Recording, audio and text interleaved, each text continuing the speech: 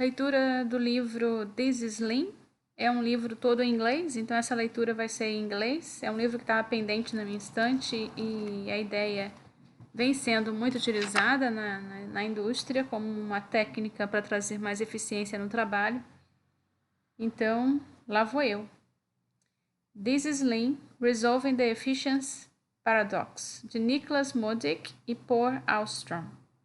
Lean is an apparently easy term to remember, but a rather difficult concept to understand accurately. This is Lean is one of the most concise, easy to grasp, and fun to read books on the topic, and it will help you understand the essence of this important management philosophy.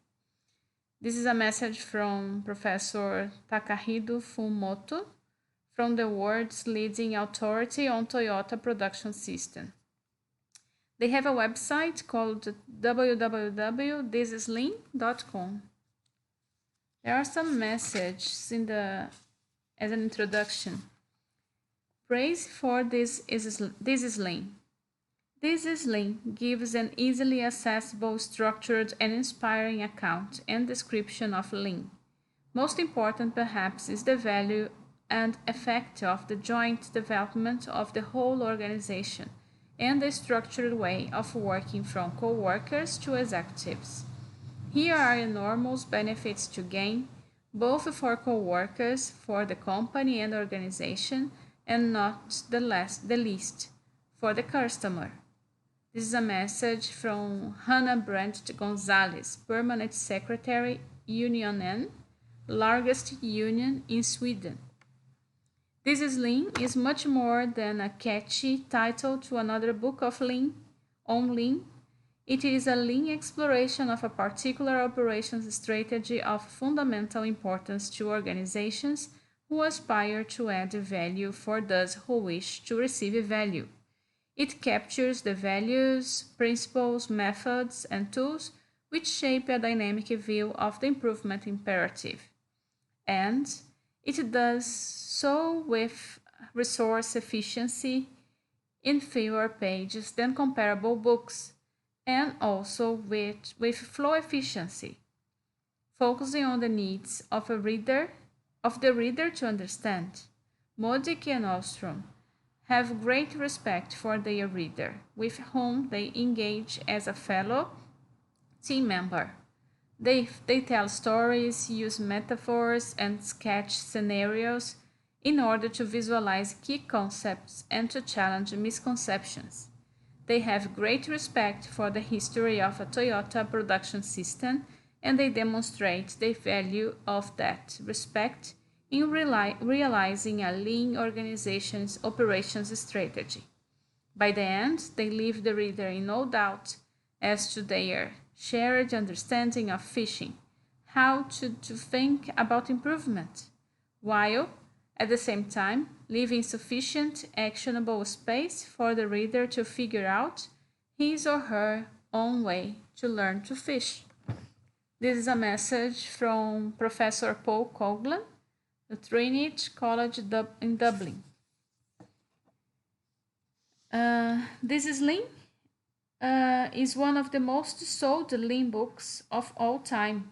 If you really want to understand customer orientation and operation excellence, this is the shit. Frederick Eklund, #1 broker in the US, star of Bravo TV, a reality show, $1 Million Listing, best-selling author, and former information technology entrepreneur.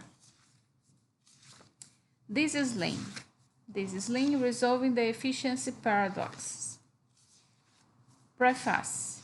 Years ago, I learned the value of simplifying from a production manager who had stepped into a new position as the head of a large plant. He explained how it allowed him to understand what was going on, as opposed to optimizing something that was too complex to understand fully. This book illustrates the beauty of simplifying. The book cuts through the cacophony of Lean terms and methods to the basic idea and the working definition of Lean. a strategy of flow efficiency with key principles of just-in-time and visual management. The clarity and simplicity of the concepts allow managers to apply them even in complex operations with many products and many actors, where they easily get distracted by the frequent demands and issues that bombard them. This is valuable for those who do not know what Lean is, as well as for those who have already studied many Lean associated methods. Professor Christopher H. Locke, Director of Cambridge Judge Business School. Acknowledgements. When we wrote the Swedish version of this book in the summer of 2011, our idea was simply to merge two previously published book chapters. 8 intense weeks later, we had a completely new book. When we had the book translated into English, we decided for some strange reason to rewrite it. Perhaps we were adhering to the basic Lean principle of continuous improvement. This time, however, we did not spend pleasant summer days in front of our computers, but rather winter and spring evenings and weekends. But just like last time, we have not done it ourselves. Special thanks to Sheila Go, who provided the first translation of the book and all kinds of support in the process of rewriting the translated book. Thanks to James Morrison, our editor, who helped us polish the language and make it flow. Any remaining oddities are entirely our choice. My warmest thanks go to my family. You are the points of departure and arrival for all my explorations. Thanks for Sheila, for the patience, enthusiasm, and constant support. Thanks to Sebastian and Sophie for putting up with my absence. I and my book. Well, we are finished now. Finally, both of us wish to thank our friend, colleague, and mentor, Professor Christer Carlson, who has not only been a phenomenal supervisor for both of us during our PhD studies, but has also contributed to the conceptual development of Lean at a global level. Stockholm, November 2015. So the book has 159 pages, so let's go. Prologue. 500 times faster care. Alison thinks she has cancer. Alison has just discovered a lump in her left breast. A pang of anxiety hits her. She knows that 1 in 10 women develop breast cancer. It is the most common form of cancer among women. Her worry is overwhelming. First thing Monday morning, Alison decides to find out whether the lump is what she fears. She rings her local doctor's surgery and speaks to the nurse during telephone hours. The nurse, is kind and sympathetic and manages to find Alison an appointment for later that day. Alison is relieved and accepts the appointment, even though it isn't with her usual doctor. She calls work and cancels all her meetings for that day. The doctor is very understanding but cannot ease Alison's worry. He cannot rule out the possibility that the lump could be cancerous. He writes a referral letter that is sent directly to the breast clinic at the local hospital, which will send appointments details to Alison. Every day that week, Alison checks the email for the letter from the breast clinic.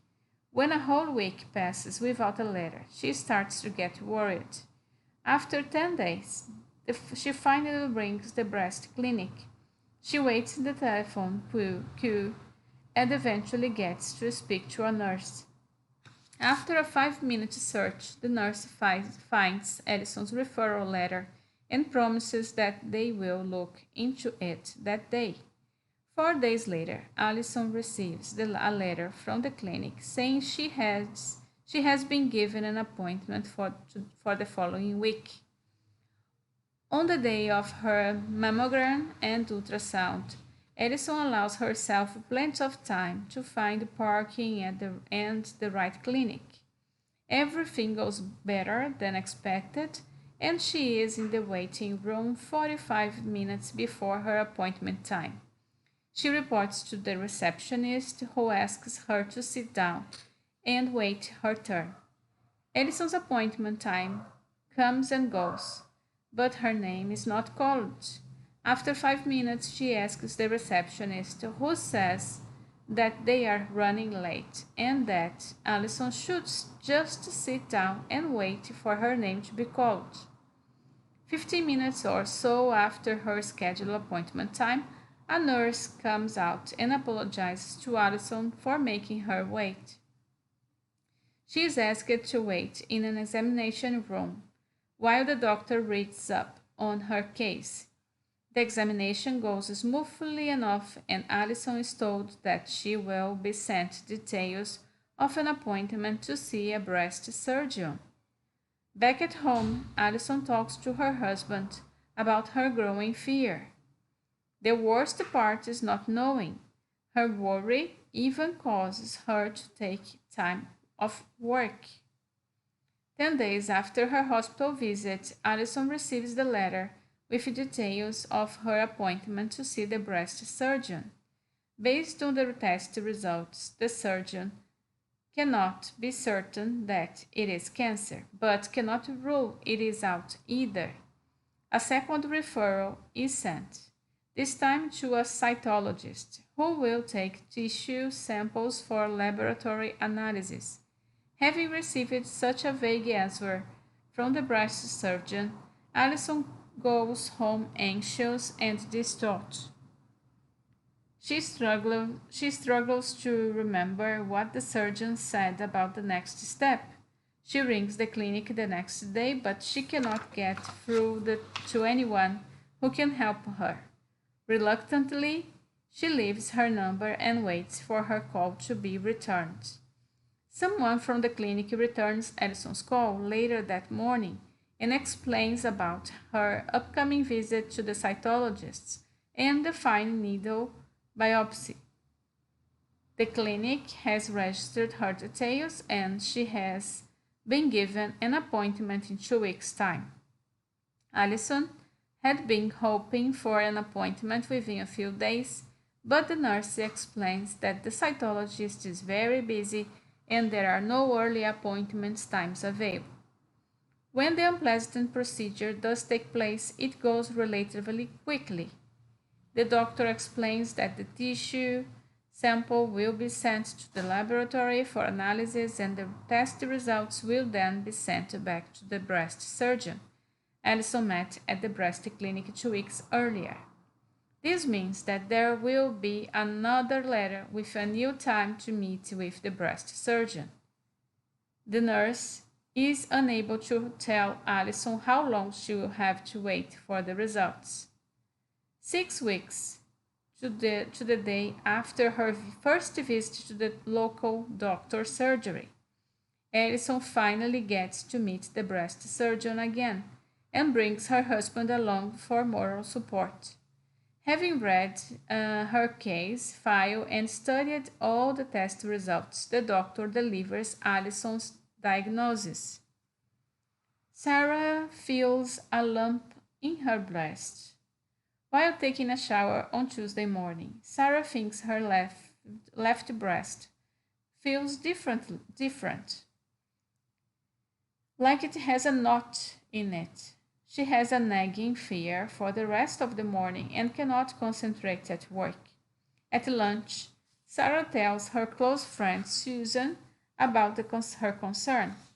Susan tells Sarah about an article she had read about a trial at the local hospital, the idea of which it is to create a one-stop breast clinic. The clinic had been opened a couple of years earlier as a place where women could go without first having to get a referral for their local doctor. Sarah finds out that the clinic is open on Thursday afternoons. For 2 days, Sarah is unable to think about anything other than this lump in her breast, which seems to have grown since she first noticed. Everything she has read on the internet seems to have made her even more anxious. Sarah arrives at the clinic shortly before 4 o'clock on Thursday afternoon. She is immediately greeted by a nurse who leads her into an examination room and gives her a preliminary examination.